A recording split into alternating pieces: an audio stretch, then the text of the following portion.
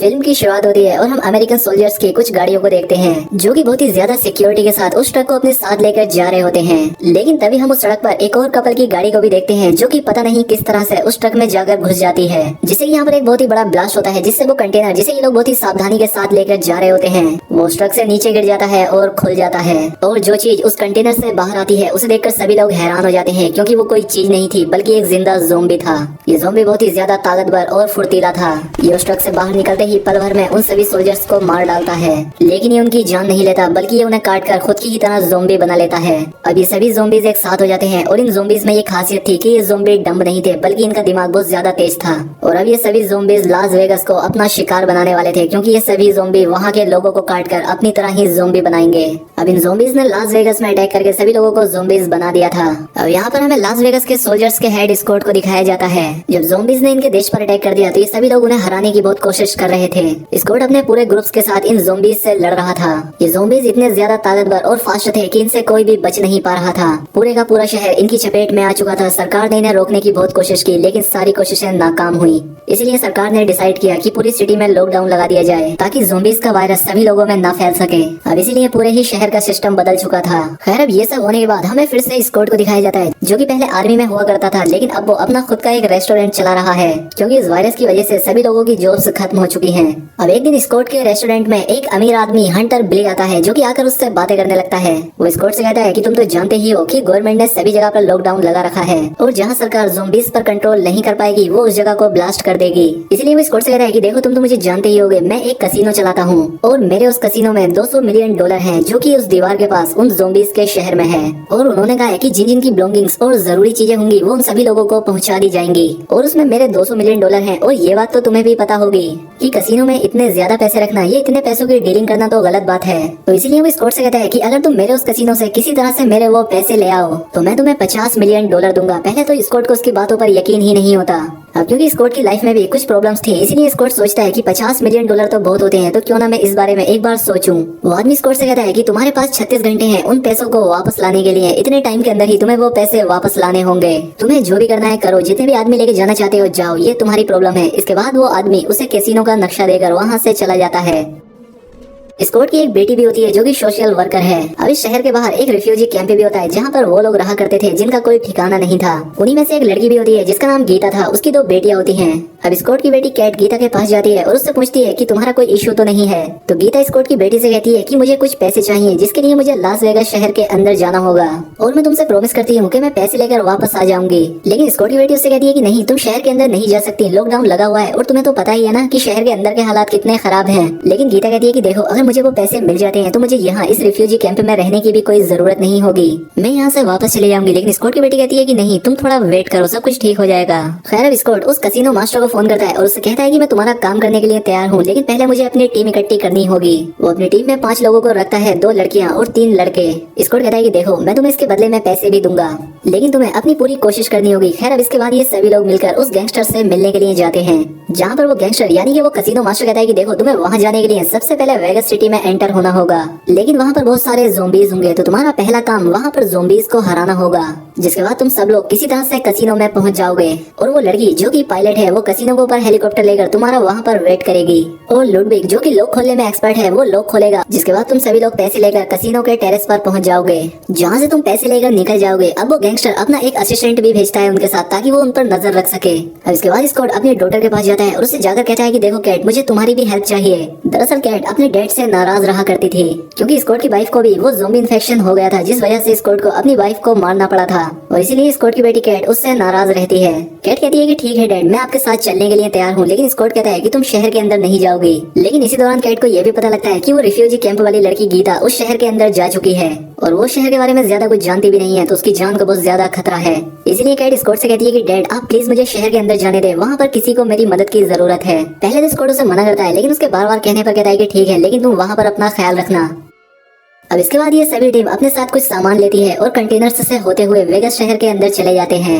वहाँ पर ज़ोंबीज ने पूरे शहर को तबाह कर रखा था, कोई भी चीज सही सलामत नहीं बची थी। रिफ्यूजी कैंप वाली लड़की की यहाँ आने पर एक और लड़की ने मदद की थी जो कि खुद भी रिफ्यूजी कैंप में रहा करती थी, लेकिन वो वेगस शहर को भी बहुत ही अच्छी तरह से जानती थी, इसलिए वो इनके साथ आती है। अभी लोग जैसे ही शहर में एंटर होते हैं तभी वहाँ पर एक ज़ोंबी टाइगर आता है। तभी यहाँ पर वो रिफ्यूजी लड़की जिसने गीता को अंदर भेजा था वो यहाँ पर एक बदतमीज सोल्जर को गोली मार देती है और कहती है कि हमें यहाँ आने के लिए ज़ोंबीज को किसी इंसान को देना पड़ता है ताकि वो हमें ना मारे। वो यहाँ पर स्क्वाड की टीम को बताती है कि यहाँ पर दो टाइप्स के ज़ोंबीज हैं, कुछ तो डम्ब हैं लेकिन कुछ बहुत ही ज्यादा इंटेलिजेंट हैं जिनका मुकाबला हम किसी भी तरह से नहीं कर सकते, तो अच्छा यही होगा कि हम उनसे बचकर रहें। साथ ही वो लड़की यहाँ पर स्क्वाड की टीम से कहती है कि हमें उस लड़की को भी ढूंढना है जिसे मैं यहाँ ले आई थी, लेकिन स्क्वाड कहता है कि हमारे पास उतना वक्त नहीं है, हमारे पास सिर्फ एक दिन है जिसमें हमें कुछ पैसे ढूंढने हैं, तो इसलिए हम तुम्हारी कोई हेल्प नहीं कर सकते। स्क्वाड की बेटी ये बात सुनकर काफी दुखी हो जाती है। खैर अब ये लोग आगे बढ़ने लगते हैं और अंदर जाते हैं और वहाँ पर पाते हैं कि जो ज़ोंबीज यहाँ पर मौजूद थे वो यहाँ पर सो रहे होते हैं, क्योंकि उनमें से कुछ ज़ोंबीज ऐसे थे जो दिन में सोया करते थे और रात में अपने शिकार के लिए निकलते थे। वो लोग यहाँ से धीरे धीरे करके निकल ही रहे होते हैं, लेकिन तभी यहाँ पर एक लड़की से शोर हो जाता है जिससे वो सारे ज़ोंबीज उठ जाते हैं और उस लड़की को पकड़ लेते हैं। वो लड़की उनसे लड़ने की काफी कोशिश करती है, लेकिन ज़ोंबीज की तादाद बहुत ज्यादा थी तो वो उनसे फाइट कैसे कर पाती। तो वो समझ जाती है कि उसका बचना पॉसिबल नहीं है, इसलिए वो अपनी बाकी टीम मेंबर्स से कहती है कि तुम लोग यहाँ से चले जाओ और तुम प्लीज जाने से पहले मुझे शूट कर दो। तो इसीलिए उसका साथी उसके पीछे बंधे पेट्रोल पर शूट करता है, जिस वजह से यहाँ पर एक ब्लास्ट होता है और वो सभी ज़ोंबीज मारे जाते हैं। जिसके बाद इनका रास्ता क्लियर हो जाता है और ये लोग कसिनो पहुंच जाते हैं। स्कॉट और उसकी बेटी कसिनो की लाइट ठीक करती है और वो पायलट कसिनो की छत पर जाकर उस कबाड़ हेलीकॉप्टर को ठीक करती है। अब कसिनो के बाहर उस गैंगस्टर का वो असिस्टेंट और वो छोटी वालों वाली रिफ्यूजी लड़की पहरा दे रहे होते हैं। खैर अब ये सभी लोग कसिनो के अंदर चले जाते हैं, जहाँ पर लुडविग जो कि उस वर्ल्ड को खोलने वाला था वो कहता है कि यहाँ पर इतने सारे पैसे रखे हैं और यहाँ पर कोई पहरा ना हो, ये तो हो ही नहीं सकता। यहाँ पर कुछ टैप्स भी हो सकते हैं जिन्हें हम देख नहीं पा रहे, इसके लिए मेरे पास एक आइडिया है। हम यहाँ पर पहले एक एक करके ज़ोंबीज को लाएंगे और अगर यहाँ पर कोई ऐसा ट्रैप्स होगा तो ज़ोंबीज उसकी लपेट में आएंगे और हमारा रास्ता क्लियर हो जाएगा। दूसरी तरफ वो दो लोग जो बाहर पहरा दे रहे थे उनके पास कुछ ज़ोंबीज आने लगते हैं और अब दूसरी तरफ वो लोग वर्ल्ड के पास एक एक करके ज़ोंबीज को लाने लगते हैं जो कि उन ट्रैप्स में फंसने लगते हैं। कभी उन पर फायरिंग होती तो कभी उन पर तीर चलते थे। बाहर उस छोटे वालों वाली लड़की और उस आदमी को पता लगता है कि जो लड़की रिफ्यूजी कैंप से शहर के अंदर आई थी उन्हें ज़ोंबीज के लीडर ने अपने पास कैद करके रखा है, यानी कि सबसे पहला वो ज़ोंबी जो कि उस कंटेनर से आजाद हुआ था वो इन सभी ज़ोंबीज का राजा था। तो वो आदमी उस छोटे वालों वाली लड़की से कहता है कि इस लेडी ज़ोंबी को शूट करो ताकि इनका राजा यहाँ पर आए। दरअसल ये लेडी ज़ोंबी उस ज़ोंबी राजा की वाइफ थी। वो ज़ोंबी यहाँ पर गोली की आवाज सुनकर आई थी और जैसे ही वो यहाँ पर आती है वो आदमी उस ज़ोंबी का गला काट लेता है और उसे अपने पास रख लेता है। वो छोटे वालों वाली लड़की उससे कहती है कि ये तुमने बहुत गलत किया, ऐसा करके तुमने हम सबकी जान खतरे में डाल दी, अब वो तुम्हें छोड़ेगा नहीं क्योंकि तुमने उसकी वाइफ को मार दिया जो कि एक बच्चे को जन्म देने वाली थी। और तभी वहाँ पर एक और न्यूज आती है कि गवर्नमेंट कह रही है कि जिस सिटी में ये लोग हैं उसे अगले 1 घंटे में उड़ा दिया जाएगा, यहाँ पर बॉम्बिंग की जाएगी जिससे पूरा शहर खत्म हो जाएगा। ये खबर इनके लिए काफी बुरी थी क्योंकि अब इनके पास बहुत कम टाइम बचा था और अभी तक इन लोगों ने वो पैसे भी नहीं लिए थे। अब इसी बात को लेकर ये सभी लोग बहुत परेशान थे और ऊपर से इन्हें एक और बुरी न्यूज मिलती है। वो पायलट लड़की ने बताती है कि उसका हेलीकॉप्टर खराब हो गया है, इसे रिपेयर करने में मुझे नहीं पता कितना टाइम लगेगा लेकिन मैं अपनी पूरी कोशिश करूंगी। स्कॉट अपने साथियों से कहता है कि दोस्तों हमारे पास बहुत ही कम टाइम बचा है, जल्दी काम खत्म करो। जिसके बाद ये लोग जल्दी से उस लॉकर को खोलकर सभी पैसों को अपने बैग में भरने लगते हैं। दूसरी तरफ वो ज़ोंबीज का राजा भी अपनी वाइफ को ढूंढता हुआ यहाँ पर पहुँच जाता है। उसे ये देखकर बहुत गुस्सा आता है कि उन लोगों ने इसकी प्रेग्नेंट वाइफ को मार दिया, इसलिए वो बहुत गुस्से में होता है और वो अपनी ज़ोंबी टीम को तैयार करता है उन पर अटैक करने के लिए। तो वहीं दूसरी तरफ स्कॉट की बेटी को याद आता है कि वो रिफ्यूजी कैंप वाली लड़की गीता उसकी बहुत ही अच्छी दोस्त है और उसने उसे प्रॉमिस किया था कि वो उसकी हेल्प करेगी। वो ज़ोंबीज के कब्जे में है, पता नहीं वो किस हाल में होगी, इसीलिए वो छिपकर उसे ढूंढने चली जाती है। जब स्कॉट को पता लगता है कि उसकी बेटी यहाँ पर नहीं है तो वो उसके पीछे जाने लगता है और इतने में ही वो ज़ोंबीज इसकी टीम पर अटैक कर देते हैं, जिस दौरान एक लड़की मारी जाती है जो कि स्कॉट को पसंद करने लगी थी। अब जैसे ही वो सभी ज़ोंबीज बेसमेंट में आकर इन सभी लोगों पर अटैक कर रहे होते हैं कि तभी वो कसिनो गैंगस्टर का असिस्टेंट इन सभी लोगों को बेसमेंट में लॉक कर देता है। वो सभी लोग काफी हैरान होते हैं कि इसने ऐसा क्यों किया। वो इनसे कहता है कि तुम लोग परेशान मत हो, हमारा यही तो प्लान था। तुम किसी गैंगस्टर से भी कोई अच्छी उम्मीद कर सकते हो क्या? मेरे बॉस को तो तुमसे पैसे चाहिए ही नहीं थे, उसे तो सिर्फ उस ज़ोंबी की ब्राइड का सर चाहिए था जिससे कि वो इस पूरी ज़ोंबी आर्मी को कंट्रोल कर सकते हैं और जब वो ज़ोंबीज की आर्मी को कंट्रोल कर लेंगे तो भला उन्हें तुम्हारी क्यों जरूरत होगी। और ये कहकर वो बाहर चला जाता है। वो उस आदमी से इस बैग को लेता है ये समझकर कि इसके अंदर उस ज़ोंबी की ब्राइड का सर है, लेकिन जब उस बैग को खोलकर देखता है तो उसमें कोई सर नहीं होता बल्कि मनी काउंटिंग मशीन होती है। ये देखकर उसे बहुत गुस्सा आता है, वो अपना आपा खो देता है जिसकी वजह से यहाँ पर वो ज़ोंबी टाइगर आकर उसे मार देता है। इसके बाद वो छोटे वालों वाली लड़की एक बाहर निकलने की जगह ढूंढ लेती है, जिसके बाद वो सभी को बाहर ले आती है। लेकिन जैसे ही वो बाहर आते हैं उनका सामना होता है बहुत सारे ज़ोंबीज के साथ। बहुत सारे ज़ोंबीज उनके सामने उन पर अटैक करने के लिए आ जाते हैं और वो शूटर लड़के को पकड़ लेते हैं, जिससे वो समझ जाता है कि अब उसका टाइम भी आ गया है। वो अपने साथियों से कहता है कि दोस्तों मैं इनसे नहीं बच सकता, इसलिए तुम मुझे शूट कर दो और इन बाकी ज़ोंबीज को भी। और वो भी उस लड़की की तरह अपने आप को सेक्रीफाइस कर देता है, जिससे ये लोग काफी दुखी हो जाते हैं। दूसरी तरफ हम स्कॉट की बेटी को देखते हैं जो कि अभी भी उस रिफ्यूजी कैंप वाली लड़की को ढूंढ रही थी, लेकिन तभी उसके सामने वही सिक्योरिटी ऑफिसर आ जाता है जिसे कि रिफ्यूजी कैंप वाली उस लड़की ने मारा था, लेकिन अब वो खुद भी एक खतरनाक ज़ोंबी बन चुका था। दूसरी तरफ बचे हुए टीम के बाकी सभी लोग रूफटॉप की तरफ जाते हैं जहाँ पर वो ज़ोंबीज का राजा भी पहुंच जाता है। तो वो ज़ोंबीज से पीछे कहती है कि जल्दी से पीछे हट जाओ, और साथ ही वो उसकी ब्राइट का सर भी निकालती है और उससे कहती है कि पीछे हटो नहीं तो मैं इसे शूट कर दूंगी। इसीलिए वो ज़ोंबी पीछे हटकर जाने लगता है, लेकिन तभी वो छोटे वाली लड़की स्कॉट को देखती है जो कि उस हेलीकॉप्टर में बैठ चुका था, और इसी बात का फायदा उठाते हुए वो ज़ोंबी लीडर उस छोटे वाली लड़की पर अटैक कर देता है।